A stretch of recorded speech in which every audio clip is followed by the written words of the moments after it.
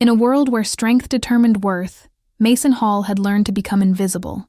An omega among wolves, he tended gardens while others tended power, finding solace in the quiet language of growing things that never questioned his place. His hands, calloused from labor, were never meant to protect, yet they would come to shield the most precious treasure of the Blackwood pack. Some said omegas lacked courage, that submission flowed in their veins where pride should run. Mason had believed this too, had accepted the shadows as his rightful home. But fate has a curious way of finding heroes in forgotten places, of testing hearts that have never been measured. When danger threatened the Alpha's daughter, a child with her father's stubborn pride and her lost mother's gentle eyes, it wasn't strength that saved her, but the quiet vigilance of the groundskeeper no one bothered to notice.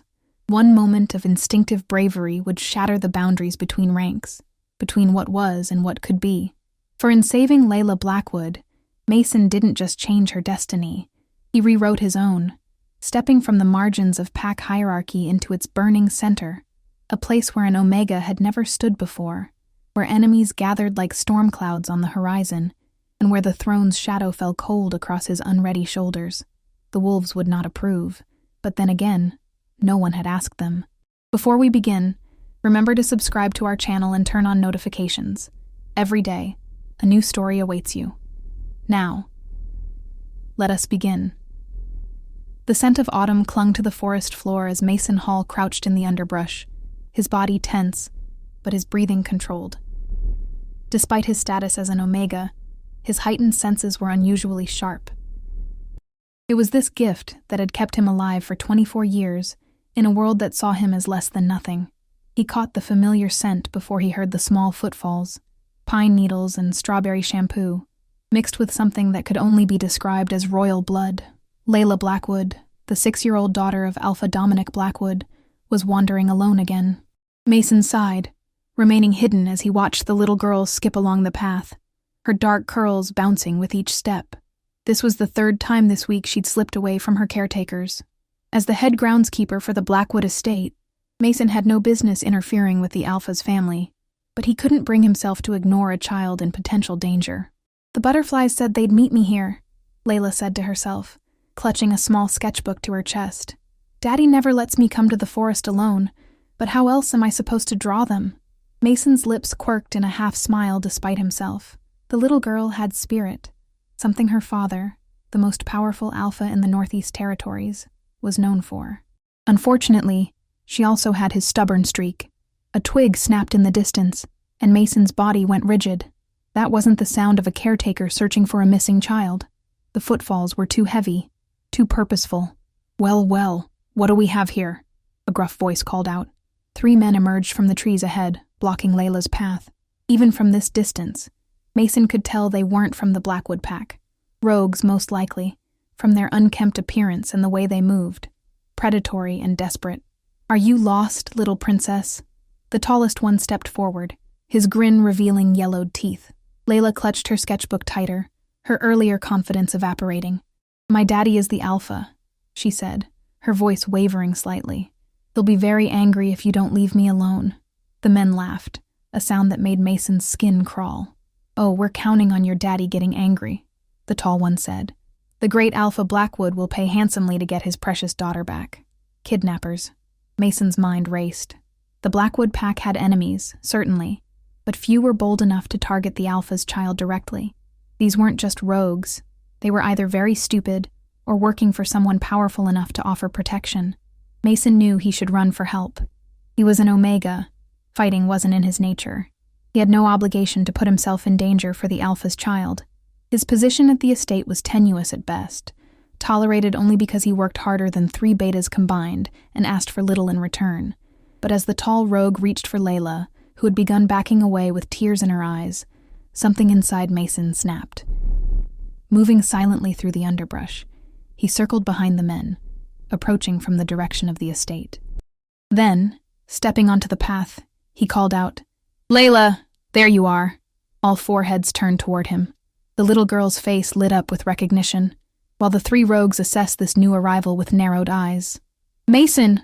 Layla cried, clearly relieved to see a familiar face. Mason kept his posture relaxed, non-threatening, as he strolled toward them. hands in the pockets of his worn work jacket. "Your father sent me to find you," he lied smoothly. "The whole household is looking for you." The tall rogue stepped into Mason's path. "This doesn't concern you, Omega," he sneered, obviously detecting Mason's status from his scent. "Walk away while you still can." Mason tilted his head, appearing confused. "Is there a problem, gentlemen?" He glanced at their rough clothing, their nervous stances. "You're a long way from your territory." "Mason, these men were saying mean things," Layla said, edging closer to him. The rogues exchanged glances, clearly recalculating. They'd expected an easy grab, not witnesses. "The child is confused," the second rogue said. "We were just helping her find her way home." Mason nodded as if considering this. "That's very kind of you. But as you can see, she's found now." He beckoned to Layla. "Come along, Miss Blackwood. Your father is waiting." Layla darted toward him, and Mason smoothly positioned himself between her and the rogues. The tall one's face darkened. "You're making a mistake, Omega. Do you know who we work for?" "I don't," Mason replied honestly. "But I know who I work for, and I'd rather face your employer than explain to Alpha Blackwood why I left his daughter with 3 strangers in the woods." For a moment, no one moved.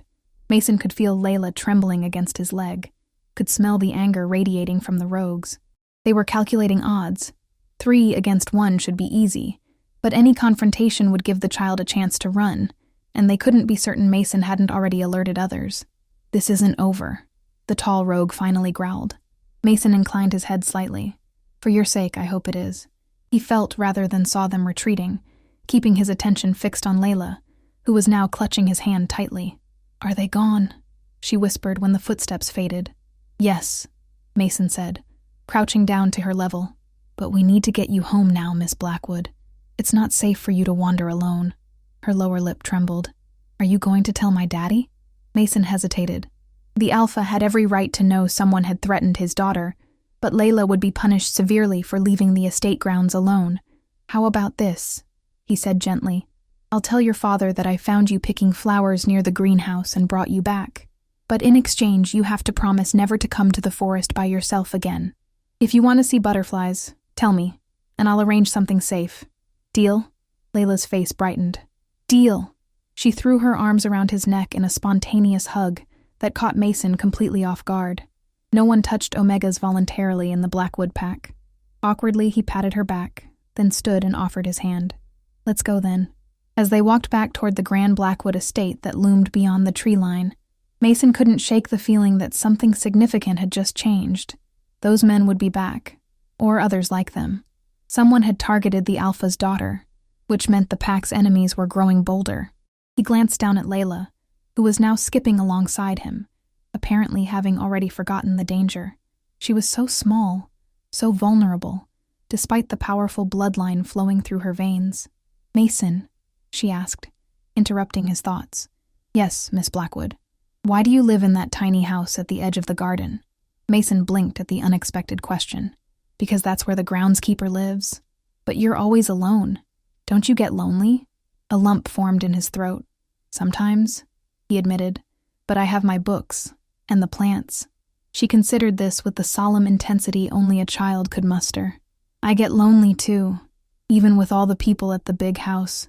Mommy's gone, and Daddy's always busy." Mason wasn't sure how to respond. The death of Luna Blackwood 3 years ago had hit the pack hard, but no one dared speak of how it had affected the Alpha's daughter. "Would you like to be my friend?" Layla asked abruptly. Mason nearly stumbled. Friendship between an Omega and the Alpha's daughter was unheard of. It would be seen as presumptuous at best, predatory at worst. "I don't think that would be appropriate, Miss Blackwood," he said carefully. "Why not?" she demanded with a child's directness. "Because," he struggled to explain pack hierarchy to a 6-year-old. "Because I work for your father, and my job is to take care of the grounds, not play with you." "That's stupid," Layla declared. "Daddy says we should choose our friends based on their character, not their rank." Mason doubted Alpha Blackwood had Omegas in mind when dispensing that wisdom, but he couldn't help smiling at her logic. "Tell you what," he said, as they approached the manicured lawn that surrounded the main house. "If you ever need help with your butterfly drawings, you can ask one of your caretakers to bring you to the greenhouse. I grow flowers that attract all kinds of butterflies." Layla's whole face lit up. "Really? Do you promise?"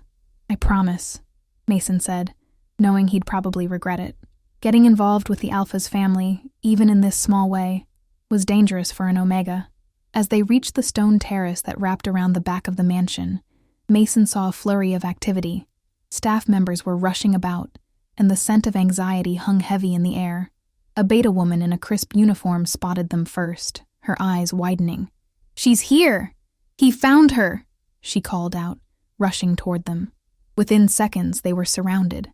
Layla's hand was pulled from Mason's as she was swept up by her nanny, checked for injuries, scolded and fussed over simultaneously.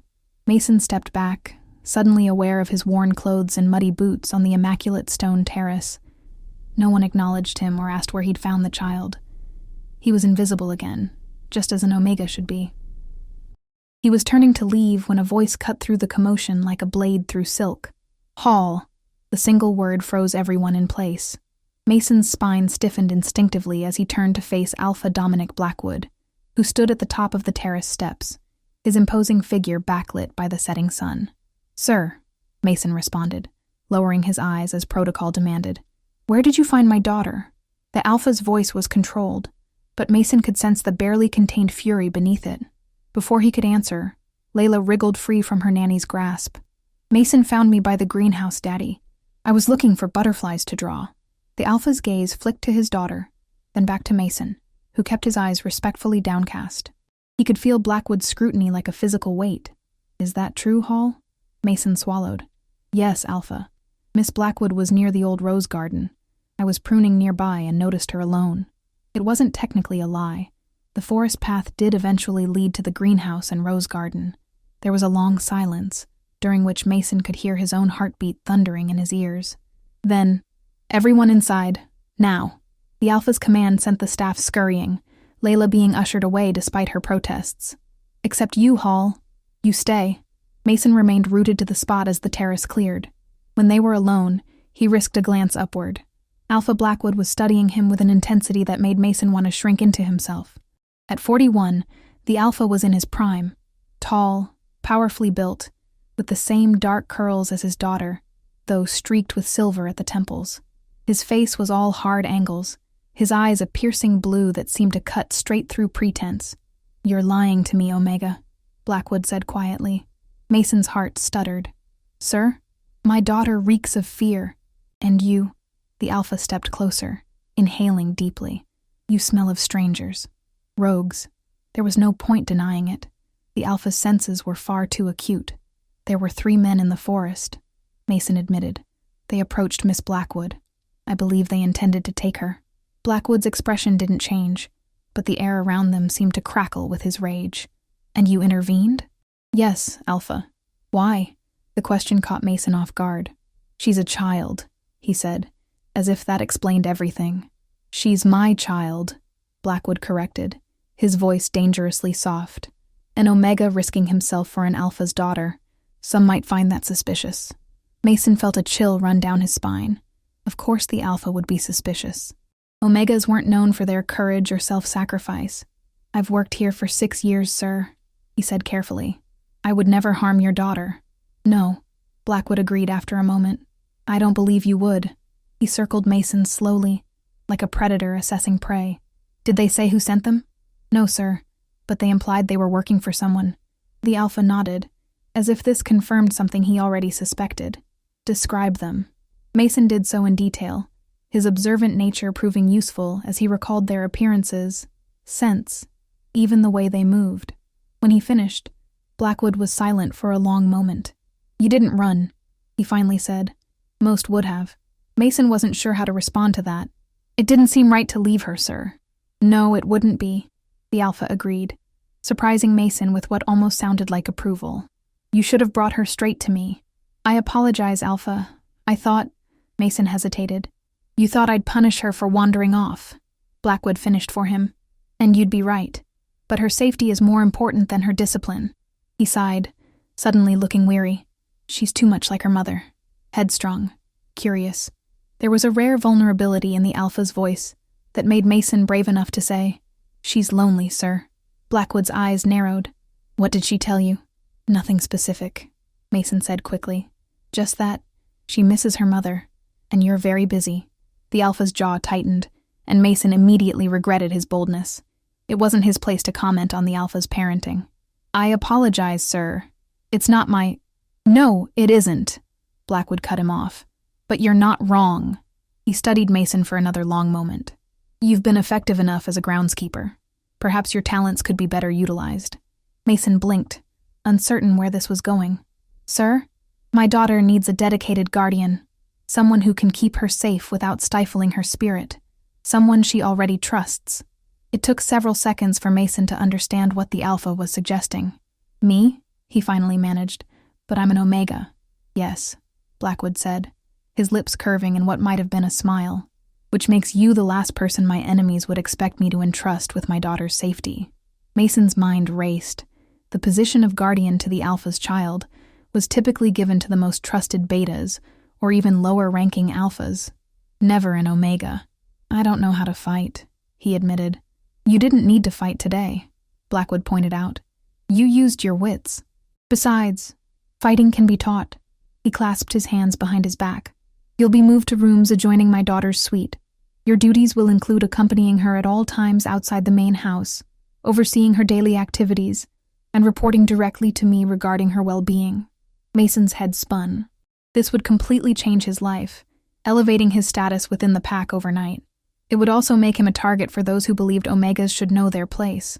This is not a request, Hall, the Alpha added when Mason remained silent. It's an order. Of course it was.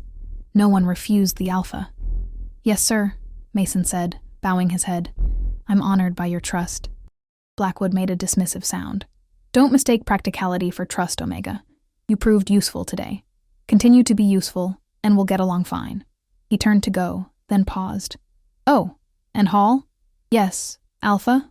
Blackwood's eyes were cold and clear as winter ice. If any harm comes to my daughter while she's in your care, I'll personally rip out your throat. Is that understood? Mason swallowed hard.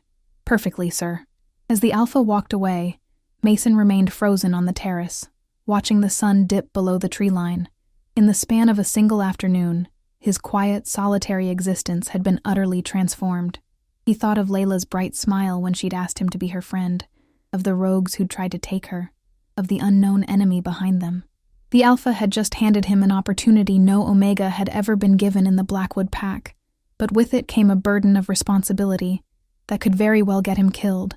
And somewhere in the gathering darkness beyond the estate, someone was plotting against the Blackwoods, someone who wouldn't be pleased to learn that their first attempt had failed.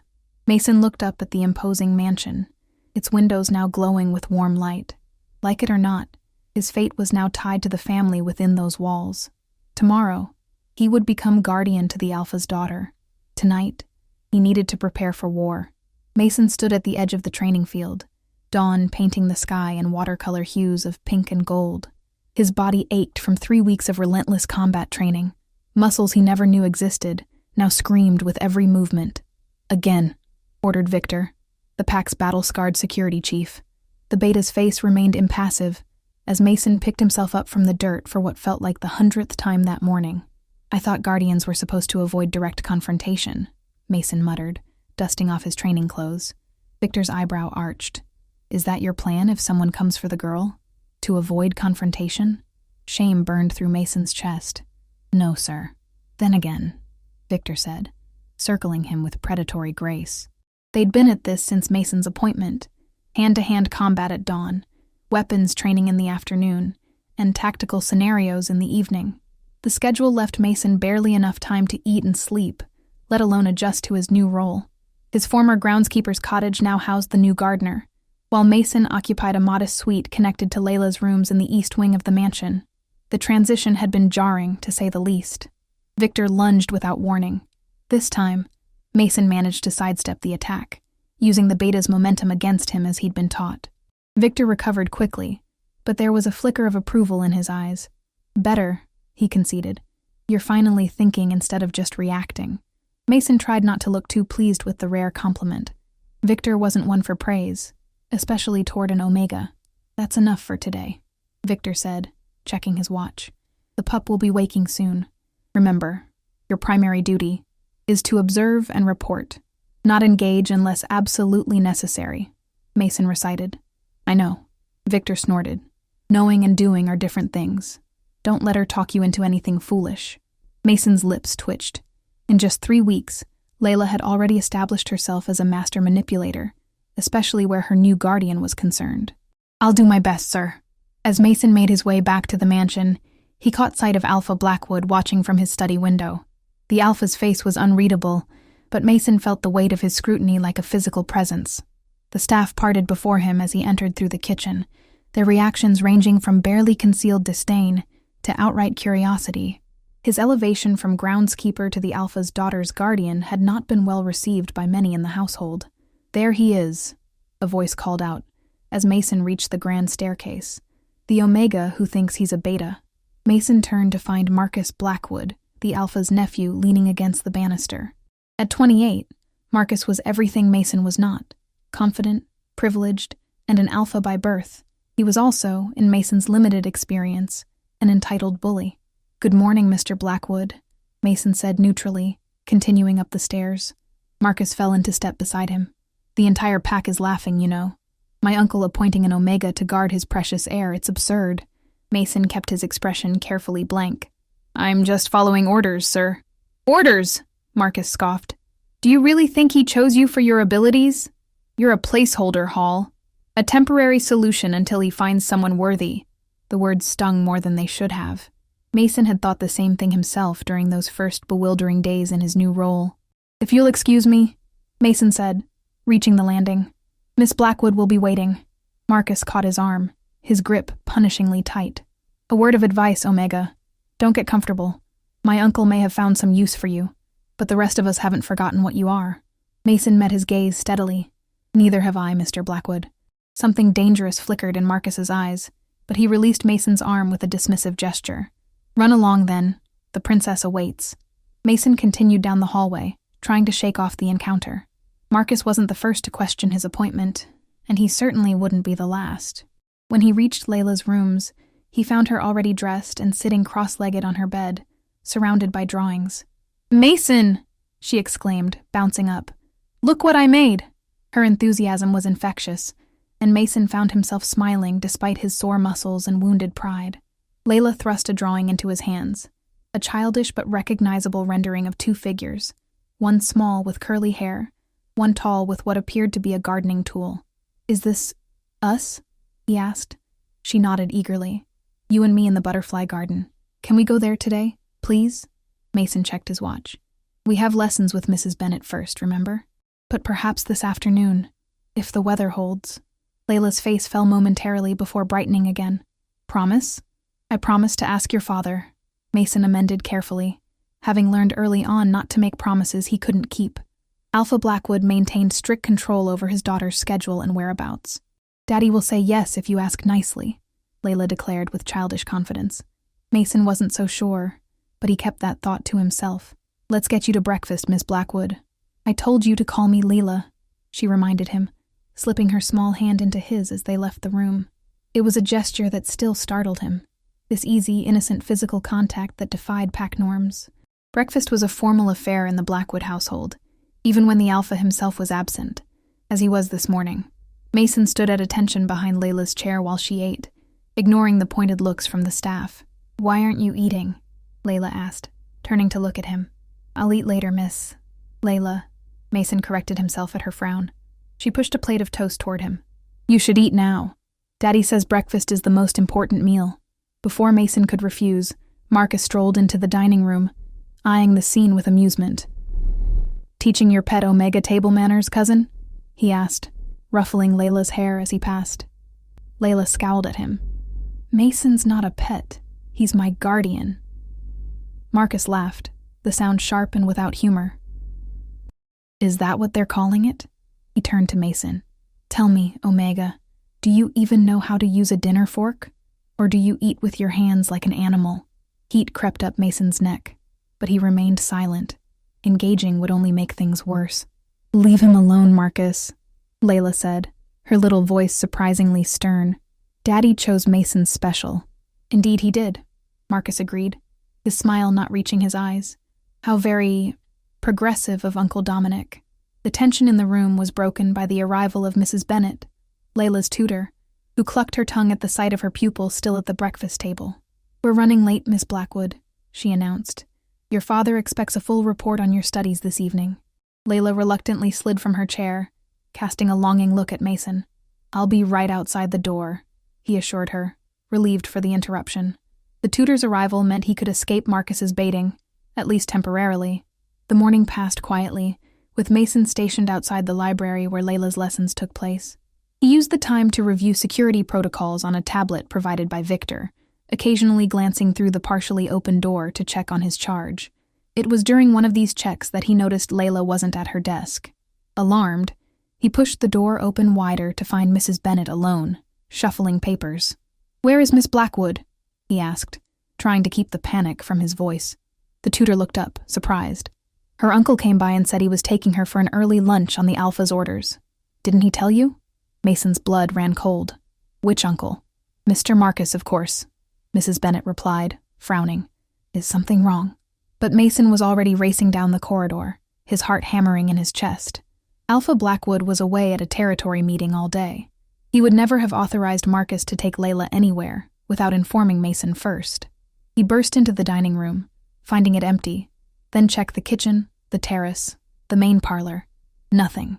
Panic clawed at his throat as he ran toward the front entrance, nearly colliding with a security guard. "Have you seen Mr.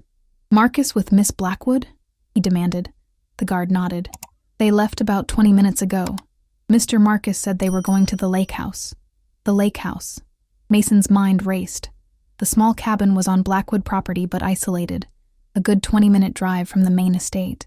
Without hesitation, Mason sprinted toward the garage, grabbing keys to one of the smaller vehicles.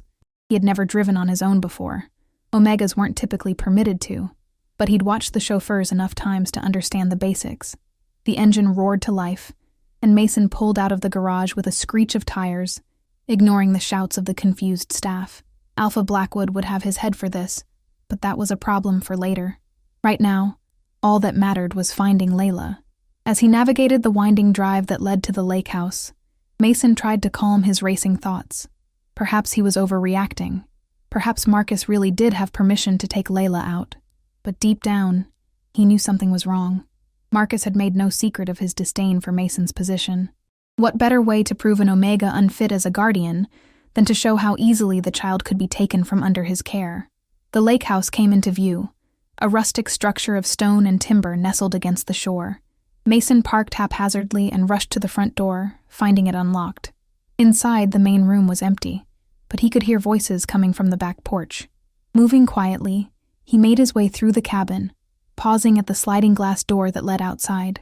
Layla sat at a picnic table, a plate of untouched food before her, while Marcus stood at the railing, speaking quietly into his phone.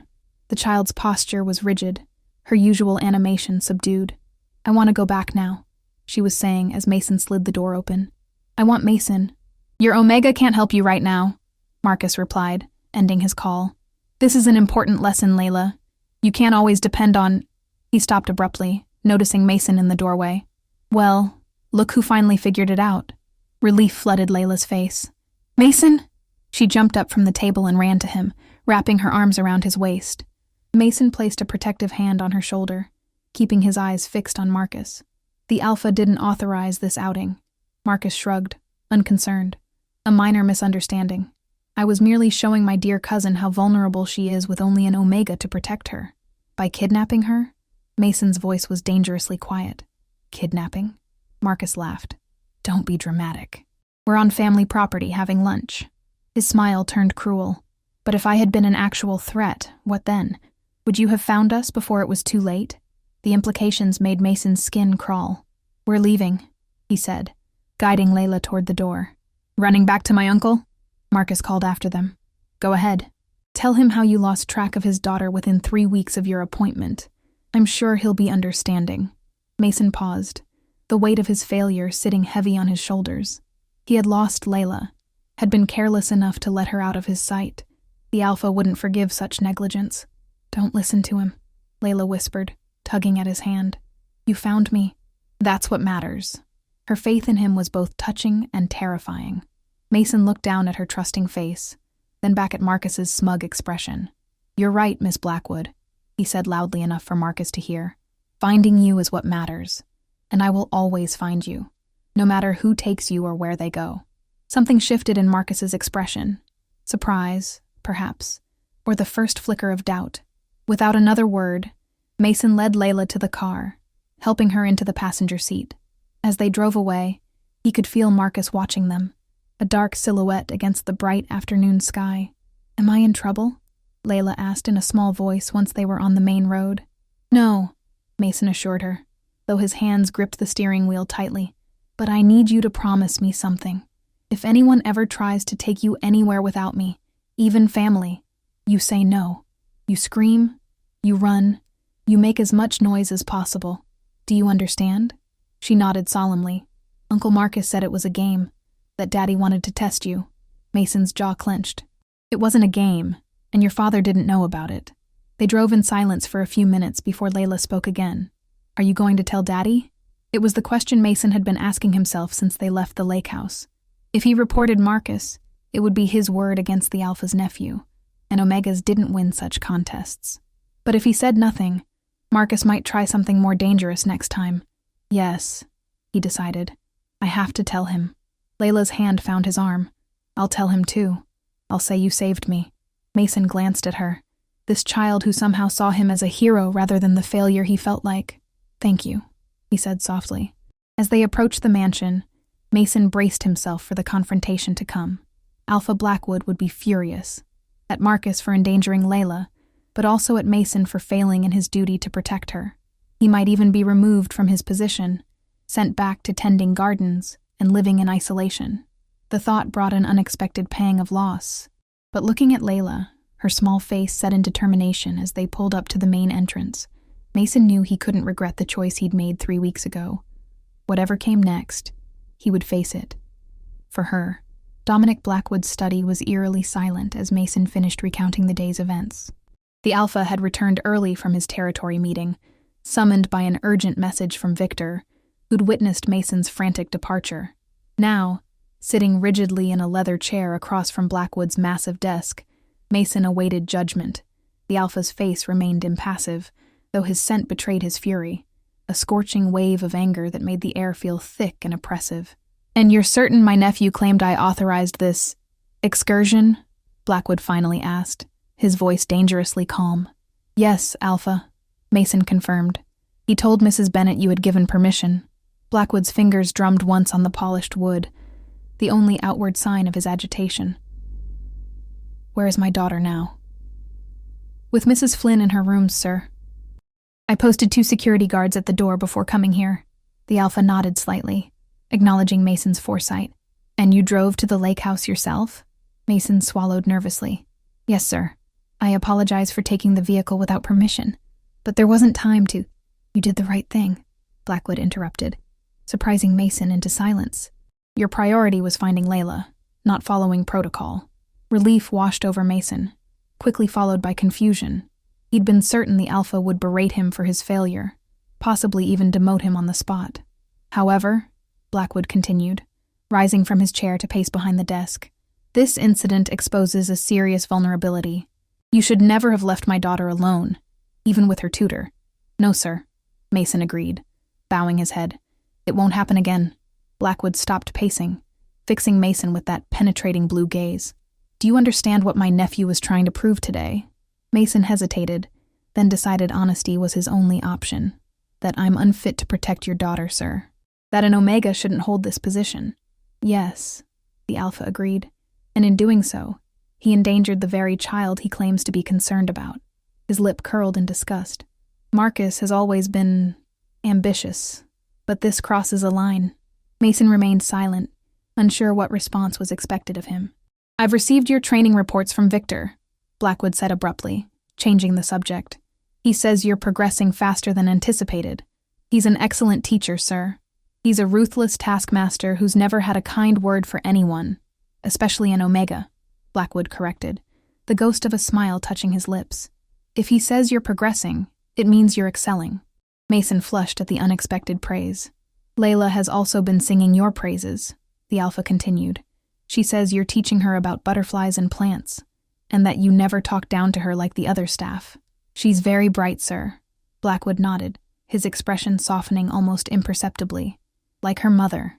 He turned to look out the window, hands clasped behind his back. I didn't choose you on a whim, Hall. Mason blinked, caught off guard by the admission. You've been working on these grounds for 6 years, Blackwood continued. In that time, you've never caused trouble, never complained about your treatment, and performed your duties with exceptional attention to detail. You're observant, resourceful, and, as today proved, fiercely protective when necessary. The Alpha turned back to face him. Those are the qualities I need in Layla's guardian, not brute strength or dominance displays. Mason wasn't sure how to respond to this unexpected vote of confidence. Thank you, sir. Don't thank me yet, Blackwood warned. Marcus isn't the only one who thinks an Omega can't handle this responsibility. There will be others who try to prove you unworthy, perhaps in more dangerous ways. A chill ran down Mason's spine at the implication. The rogues from the forest? They haven't been found, Blackwood confirmed grimly. Which means whoever sent them is still plotting. I've doubled security around the estate, but Layla can't live in a cage. Mason finished the thought. Precisely. The Alpha studied him for a long moment. I need someone I can trust with my daughter's life, Hall. Someone who will put her safety above everything, including pack hierarchy, protocol, and their own well-being. Mason met the Alpha's gaze directly, feeling a certainty he hadn't expected. I'm that person, sir. Are you? Blackwood challenged. An Omega willing to defy an Alpha? To break rules when necessary? To risk your life? For Layla, yes. The answer came without hesitation, surprising even Mason with its conviction. Something shifted in Blackwood's expression. Approval, perhaps, or at least tentative acceptance. He reached into his desk drawer and withdrew a small wooden box. This belonged to my late wife, he said, opening the box to reveal a silver pin in the shape of a wolf's head, its eyes tiny sapphires that matched Blackwood's own. It's the symbol of the Alpha's personal guard, a position that hasn't existed since Luna's death. With deliberate movements, Blackwood removed the pin and approached Mason, who stood instinctively at the Alpha's proximity. By accepting this, you become more than just my daughter's guardian, Blackwood said, affixing the pin to Mason's collar. You become an extension of my authority where Layla is concerned. No one, not Marcus, not the staff, not even other Alphas, can countermand your decisions regarding her safety. Mason stared at the pin in shock, understanding the magnitude of what was being offered. This wasn't just a symbol. It was protection, power, and a level of trust no Omega had ever been granted in the Blackwood Pack. Sir, this changes nothing about what you are. Blackwood cut him off, stepping back.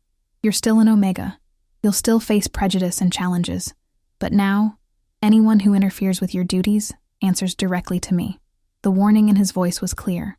This was as much a message to the pack as it was an honor for Mason.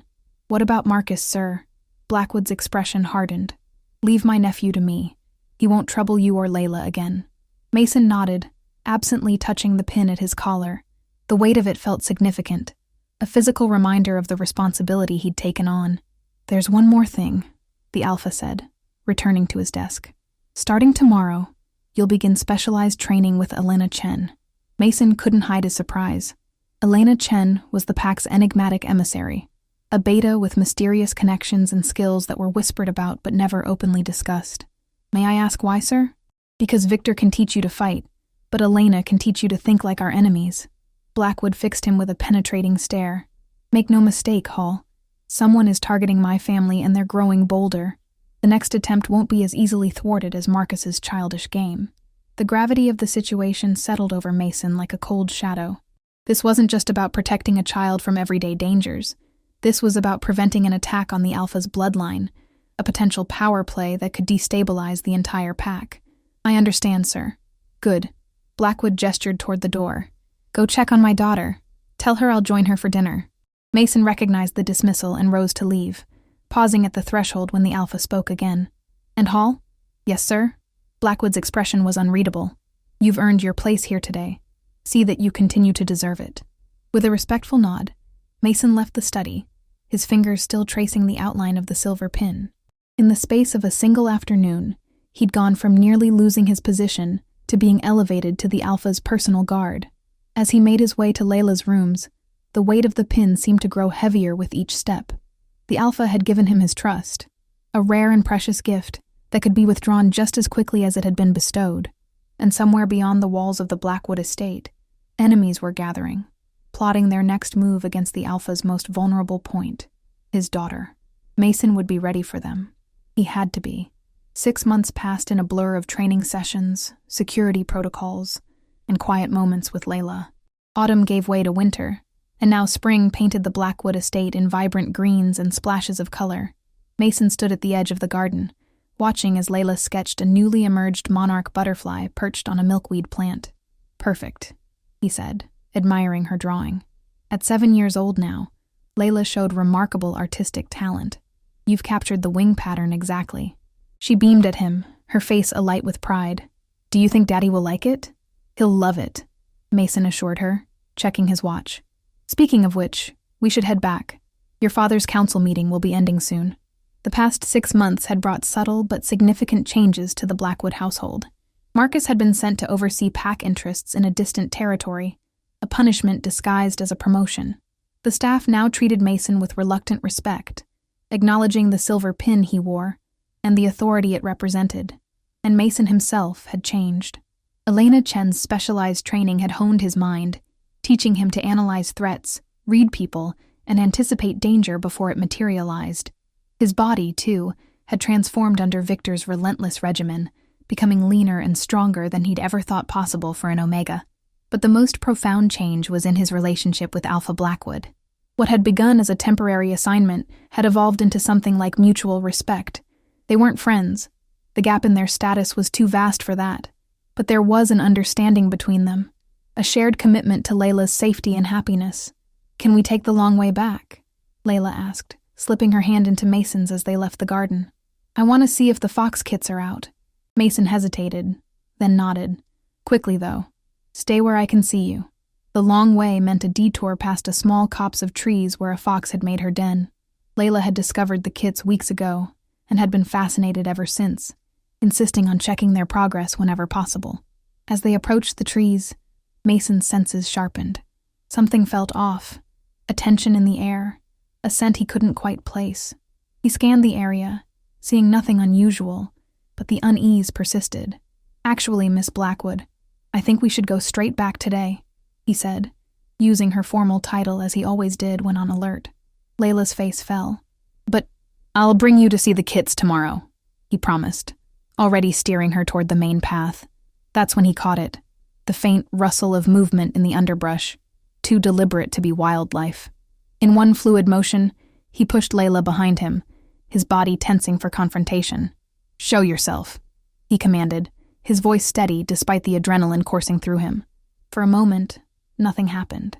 Then a figure emerged from the trees, a woman Mason had never seen before. She was slight, with short-cropped hair and sharp features. A beta, by her scent, but there was something strange about it, something masked. "Impressive," she said, her voice carrying a hint of an accent Mason couldn't place. "Most wouldn't have noticed me." "Who are you?" Mason demanded, keeping Layla shielded behind him. His hand moved subtly toward the concealed knife at his belt, a gift from Elena. The woman smiled, the expression not reaching her eyes. "A messenger. I've come to deliver an invitation to the Alpha's daughter." Mason's instincts screamed danger. Any invitation should go through proper channels. The main house, security check, appointment with the Alpha. "This is a rather personal invitation," the woman replied, taking a step closer. From someone who knew her mother very well. Behind him, Mason felt Layla stiffen. "My mother," she whispered. "Don't engage," Mason warned her quietly, never taking his eyes off the stranger. "You need to leave," he told the woman firmly. "Now." "Or what, Omega?" Her lip curled in a sneer. "You'll attack me? Alert your Alpha? I'll be gone before either happens." She reached into her jacket, and Mason immediately pushed Layla fully behind him, preparing to intercept whatever weapon the woman might draw. Instead, she produced a small envelope. "Give this to the child," she said, holding it out. "It contains information about her mother that Dominic Blackwood has kept hidden for years." Mason didn't move. Anything concerning the Alpha's family goes through proper channels. "Always the loyal servant," the woman mocked. "Even when your Alpha lies to you, to his own daughter." "Mason," Layla's voice quavered. What is she talking about? Nothing of consequence, Mason assured her, not breaking eye contact with the intruder. Go back to the house, Layla. Now. But, now, he repeated, his tone brooking no argument. To his relief, he heard Layla's footsteps retreating rapidly along the path. The woman's expression hardened. You're making a mistake, Omega. The child deserves to know the truth. And what truth would that be? Mason asked, buying time as he assessed his options. The woman was armed. He could sense it in the way she held herself, in the slight bulge beneath her jacket. That her mother didn't die in an accident, the woman said, her voice dropping to a near whisper. She was murdered by your precious Alpha. The accusation hit Mason like a physical blow. It was so outrageous, so counter to everything he knew about Dominic Blackwood, that for a moment he couldn't respond. The woman seized on his hesitation. It's all in here, she said, still holding out the envelope. Proof. Witnesses. Everything the child needs to understand who her father really is. Mason found his voice. I don't know who sent you or what you hope to accomplish, but this ends now. He stepped forward, closing the distance between them. Leave the envelope and go. The Alpha will review its contents. The woman laughed, a harsh sound that echoed through the trees. So loyal, so naive. Her hand moved again, this time too quickly for Mason to track. Pain exploded in his shoulder as something sharp pierced his skin. He staggered back, hand flying to the small dart now protruding from his flesh. What did you... he began, but already his vision was blurring, his limbs growing heavy. Just a little something to ensure our privacy, the woman said, her voice sounding distant despite her proximity. Don't worry, it won't kill you. We need you alive for what comes next. Mason tried to reach for his knife, but his arms refused to obey. He fell to his knees, fighting the encroaching darkness with everything he had. Layla, he managed to gasp. Don't hurt. The child will be fine, the woman assured him, crouching to meet his fading gaze. Better than fine, once she knows the truth. Once she's with those who truly care for her well-being. The last thing Mason saw before consciousness slipped away was the woman's cold smile and the envelope in her hand, an envelope she was now free to deliver directly to Layla. Mason awoke to the sterile smell of the Pax medical facility and the sound of hushed voices. His body felt leaden, his thoughts foggy, but panic cut through the haze as memory returned. Layla, he gasped, trying to sit up only to be restrained by gentle hands. Easy, Dr. Matthews said, pressing him back against the pillows. The sedative is still working its way out of your system. Mason blinked, trying to focus on the doctor's face. Where is she? Is she safe? I'm here, came a small voice from the doorway. Relief crashed over Mason as Layla darted across the room, climbing onto his bed without hesitation. Behind her stood Alpha Blackwood, his expression grim. You ran, Mason said to Layla, his voice hoarse. Just like I taught you. She nodded, her eyes wide with residual fear. I ran straight to the house and found Daddy. He came with the guards, but the lady was already gone and you were... unconscious, Blackwood supplied, moving to stand at the foot of the bed. The dart contained a powerful sedative, but nothing lethal. You should recover fully by morning. Mason tried to organize his thoughts through the lingering fog. The woman... she had an envelope. She said it contained information about Luna's death. Blackwood's jaw tightened, but he kept his voice level. What else did she say? Mason hesitated, glancing at Layla. The Alpha understood immediately. Layla, why don't you go ask Dr. Matthews for some water for Mason? He suggested. The child looked reluctant to leave, but slid off the bed obediently. Once she was out of earshot, Mason met Blackwood's eyes. She said Luna was murdered, he reported quietly. By you. The Alpha's expression didn't change, but his scent spiked with something Mason couldn't identify. Anger, certainly, but also something deeper, more painful. I see, Blackwood said after a moment. And you believe this stranger over your Alpha? Of course not, Mason replied without hesitation. But she was convincing. Professional. This wasn't some random encounter. She was sent specifically to plant doubt, to create division. Blackwood nodded slowly. Elena said you'd recognize that. Elena? She's been analyzing the dart, the Alpha explained. The compound is rare, expensive. Whoever sent this woman has resources, connections. Mason's mind raced, pushing through the fog of the sedative. The same people who sent the rogue 6 months ago? Likely. Blackwood's expression was stone. We've been investigating potential threats since then. This narrows the field considerably. Did you find the envelope? Mason asked. No. She must have taken it when she fled. The Alpha's eyes were hard. Which means this attempt, like the first, was unsuccessful. Mason wasn't so sure. The woman had accomplished one goal, planting seeds of doubt about Luna's death. Even if no one believed her accusation, the mere suggestion would linger, creating tension and suspicion. She specifically mentioned Luna's accident, Mason noted. That it wasn't an accident at all. Blackwood was silent for a long moment, his gaze fixed on something beyond the hospital room. When he finally spoke, his voice was heavy with what might have been grief. My wife drowned during a storm, he said. She took a boat out alone, despite warnings. The investigation was thorough, conclusive. Mason chose his next words carefully. With respect, Alpha, why would anyone try to use her death against you now, after all these years? Because they're running out of options, Blackwood replied grimly. Direct attempts on Layla have failed. Now they're trying psychological warfare, turning the child against me, isolating her emotionally. It made a certain cold sense. If Layla could be convinced her father was responsible for her mother's death, she might become vulnerable, easier to manipulate or abduct.